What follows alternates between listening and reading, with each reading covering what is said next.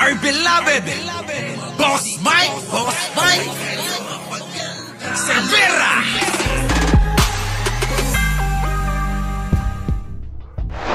Nag-react si actor-politician Robin Padilla sa viral mall incident ni dating Comelec Commissioner Atty. Rowena Guanzon na umani ng samot-saring komento sa social media. Sa kanyang Facebook post, say ni Robin, ipinagtanggol nga ni Atty. Guanzon ang karapatan ng bawat Pilipino. Walang sino man na dayuhan ang maaaring magpalabas sa kahit na sinong Pilipino sa kahit saang lugar sa sarili niyang bansa, may ubuman o wala. Dagdag pa niya, pasalamat nga ang dayuhan na yan at hindi siya kinuyog sa kayabangan niya na sitahin ng isang senior citizen. Hindi rin naman nakaligtas sa pambabatikos ng aktor ang mga bashers sa social media. Pambihira din ang mga trolls kapag mga kakulay ninyo ang mga may pahayag laban sa pagmamalabis ng mga Chino sa EEZ at sa WPS, halos gawa ninyo ng kanta sa papuri. Ito ngayon nagmalabis ang isang Chino sa isang Filipino senior citizen sa loob pa mismo ng teritoryo ng Pilipinas. Ang ibabash ninyo ay yung Filipino senior citizen dahil lumaban. Wika pa niya sa FB. At nag-sarcastic comment pa siya. My goodness na talaga tayong mga Pilipino sa sobrang talino naging tanga na.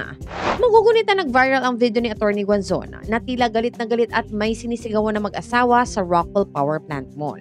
Nagsimula ang gulo ng sitahin daw siya at pahiyain siya ng lalaking dayuhan matapos siyang umubo.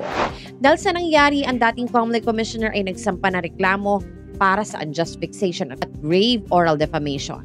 Napahiya talaga ako doon sa ginawa ng taong yon. Hindi naman pwedeng palampasin yun, yung pang-aalibusta niya.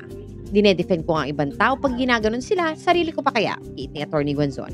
Inamin din niya na tumaas ang kanyang blood pressure sa gitna ng insidente ngunit maayos na lagay niya ngayon.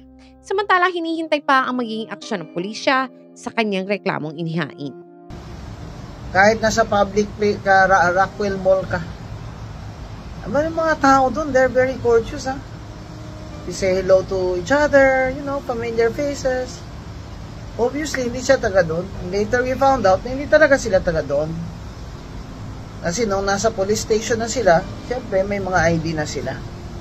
Nagreklamo po talaga ako sa police and filed the case for unjust vexation and grave oral defamation last night. Kahit gabing-gabi na I wasn't feeling well,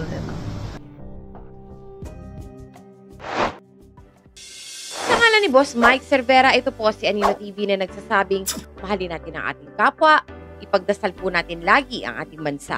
Magandang umaga, magandang hapon at magandang gabi. Saan man dako ng mundo naroon kayo at syempre, magandang buhay na rin para sa ating lahat. Maraming salamat po. Our beloved Boss Mike